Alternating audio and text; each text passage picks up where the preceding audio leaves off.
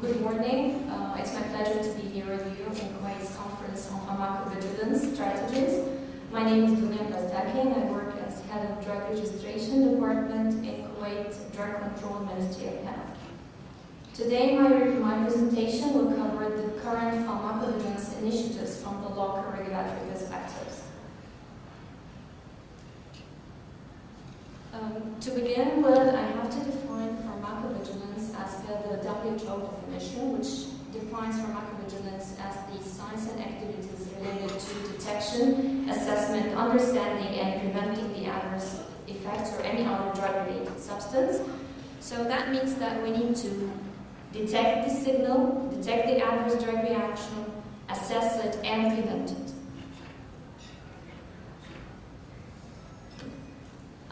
A published American study data revealed that over 2 million serious ATRs are reported yearly.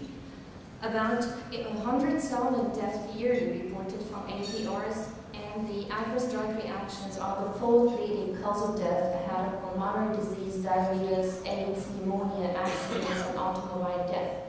The rate of nursing home patients from ATR are around 350,000 yearly.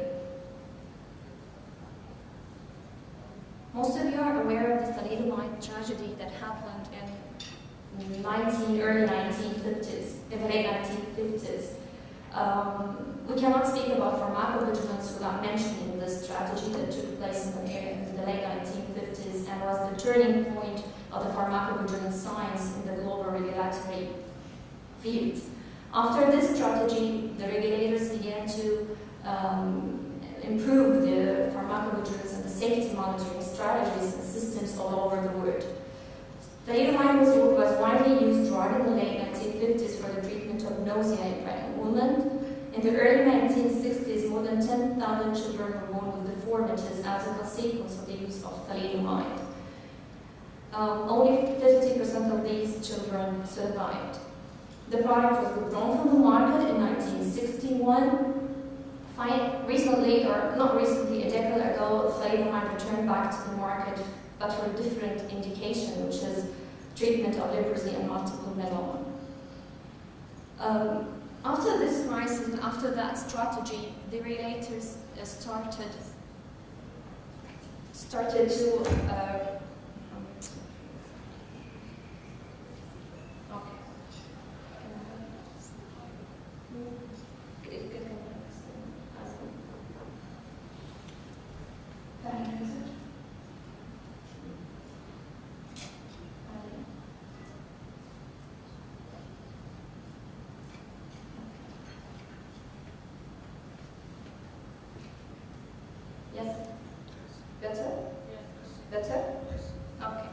After that tragedy, the regulators all over the world realized that the pre-marketing clinical studies were not enough, and that the post-authorization studies are really important to detect the early signs of safety issues.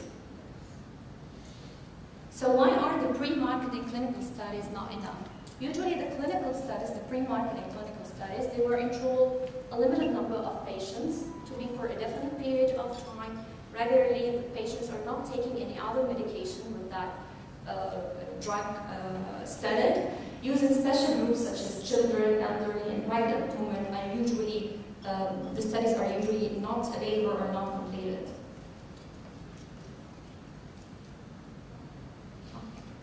So what's the case in Kuwait and how are we having the pharmacovigilance activities done? Actually, in Kuwait, we are having a dedicated unit specialized for the pharmacovigilance activities that takes place in Kuwait.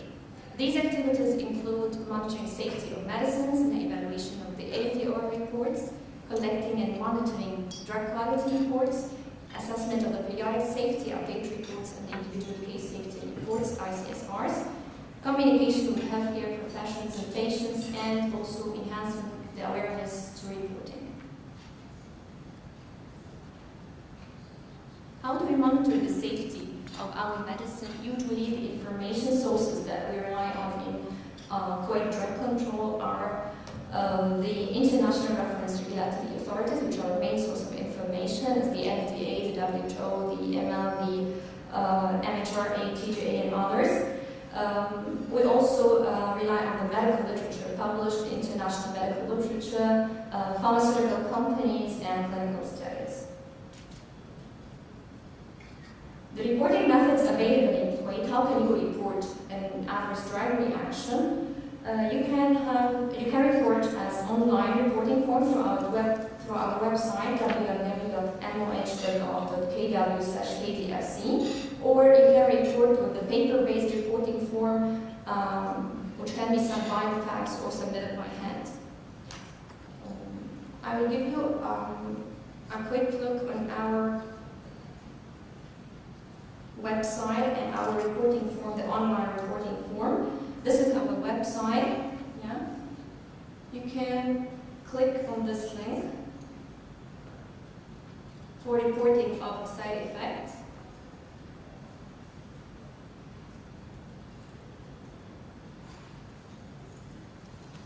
Okay, and here appears our reporting form. The reporting form, of course, the first part is for the patient information, where all the patient information should be built up here. The second part is the reporter information, or the healthcare profession. You have to leave your contact so we can contact you for more details. Here's the issue details: what was the brand name of the suspected product, what was the reason for taking it, the dose, the medical history of the patient. Certain questions should be asked in order to assess or evaluate the report. Okay.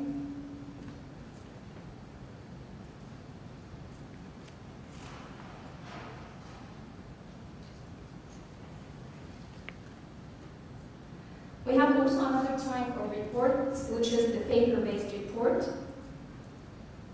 The paper-based report, this is a snapshot of the paper-based report. Definitely it includes the same information, overview, patient information, the ADR description, and the reporter information.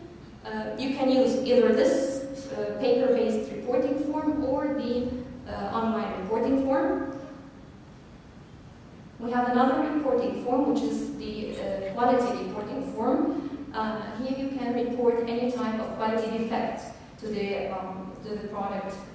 For example, leakage or a blister with a missing tablet. For example, change in the color of the solution and the physical differences in the product. We usually recommend to add the batch number over here and attach a photo if available for the defected medicine.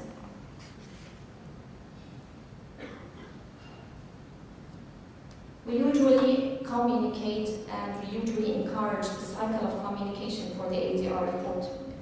Usually the patient would report the ADR to the healthcare professional, which were reported to the regulatory authorities, and communication usually takes place between pharmaceutical companies, patient, healthcare, and regulatory authorities. This communication is extremely important, and from this communication, we work together in order to ensure safe and effective medicine and to minimize the risk associated with the ADRs coming up from the medicinal marketed products. So what else should be reported? There are also other additional reports that you need to report, which is the drug abuse or drug misuse, for example, medication errors, off-label use, lack of effects, all these important reports that were really needed in the assessment of the drug safety.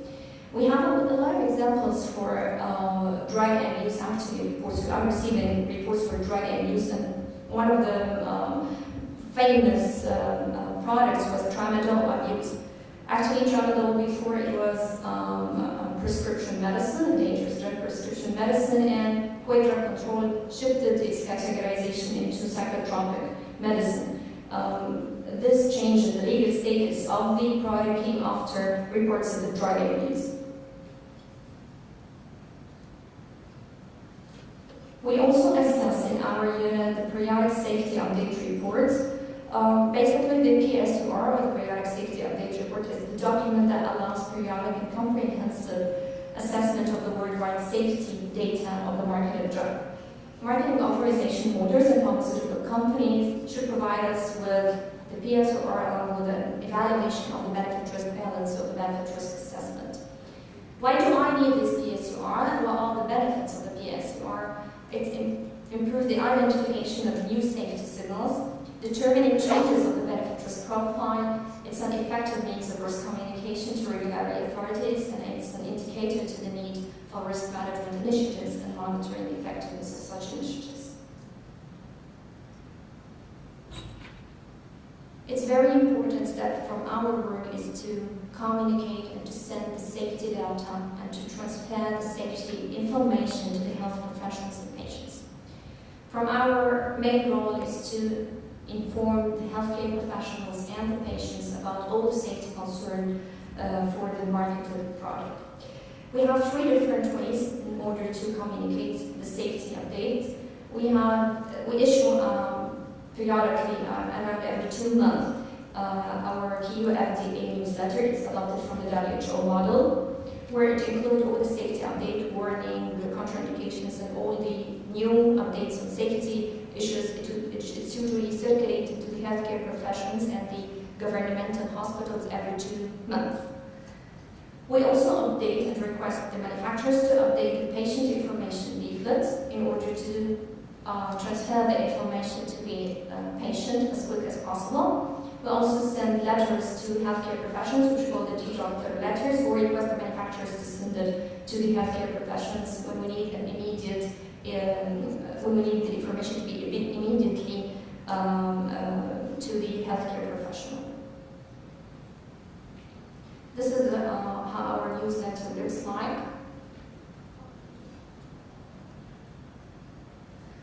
Okay, from our role also is to enhance the awareness to reporting. We are trying to improve and raise the awareness of the reporting to the healthcare professional team, whether pharmacists or physicians or nurses or any of the healthcare team.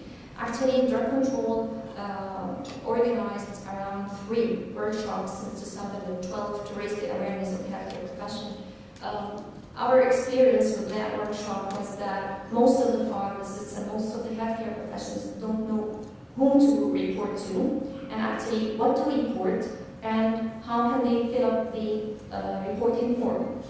We tried in this workshop to raise the awareness to reporting and to raise the awareness for the quality of the reports, because unfortunately the number of reports we are receiving, they are minimum, they are a limited number, and also they are invalid reports with incomplete data.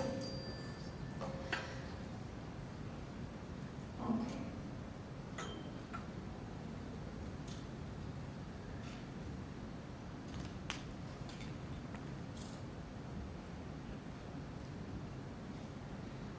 The regulatory actions after we receive all the safety information, the regulators have to take actions in order to minimize the risk associated with the drug market.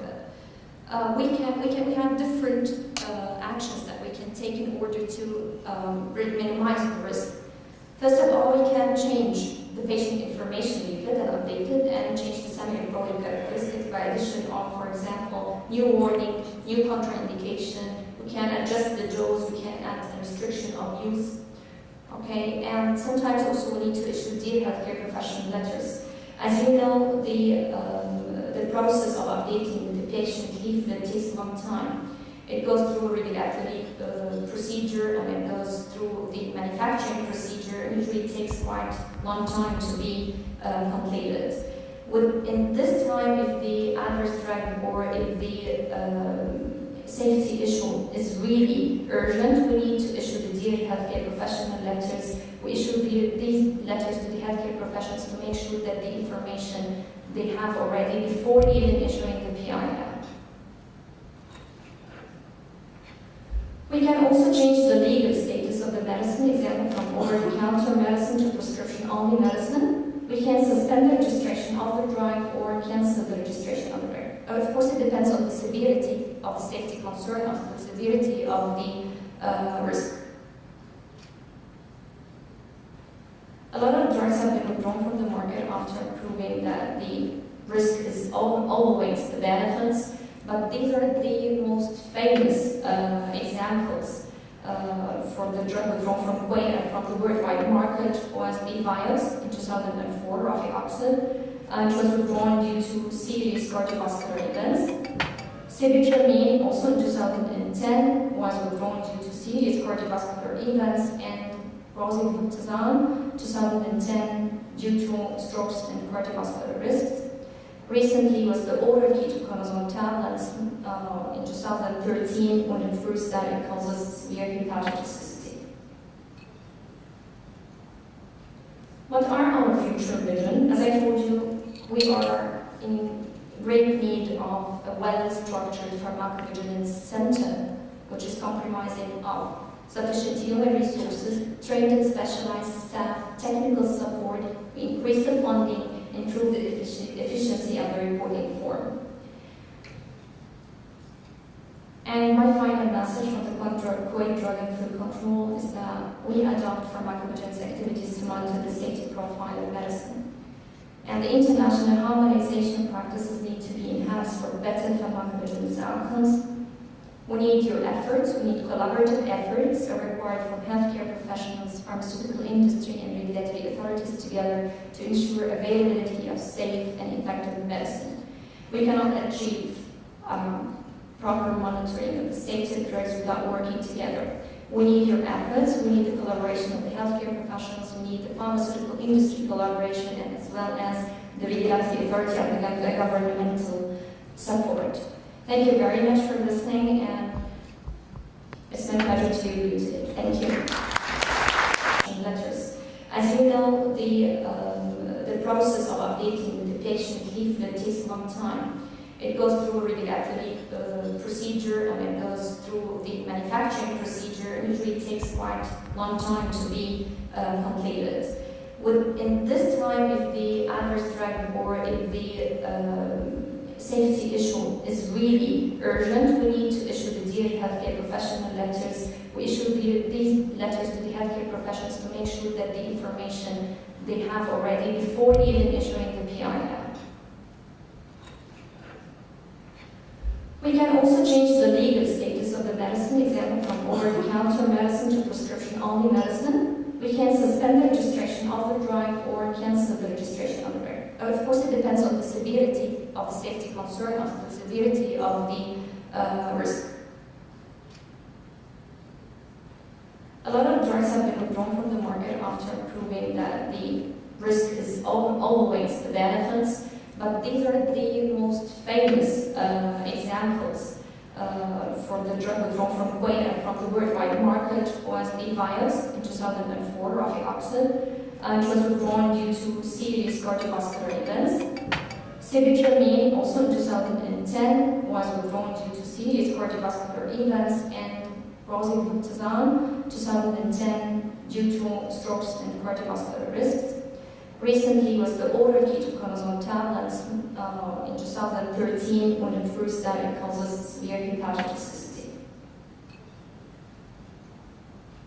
What are our future vision? As I told you, we are in great need of a well-structured pharmacovigilance center, which is comprising of sufficient human resources, trained and specialized staff, technical support, increase the funding, improve the efficiency of the reporting form.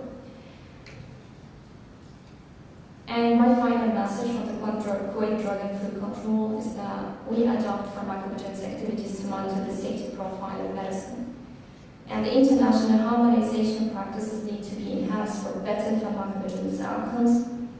We need your efforts, we need collaborative efforts are required from healthcare professionals, pharmaceutical industry, and regulatory authorities together to ensure availability of safe and effective medicine. We cannot achieve proper monitoring of the safety of drugs without working together. We need your efforts, we need the collaboration of the healthcare professionals, we need the pharmaceutical industry collaboration, and as well as the regulatory authority and the governmental support. Thank you very much for listening, and it's been a pleasure to be with you today. Thank you.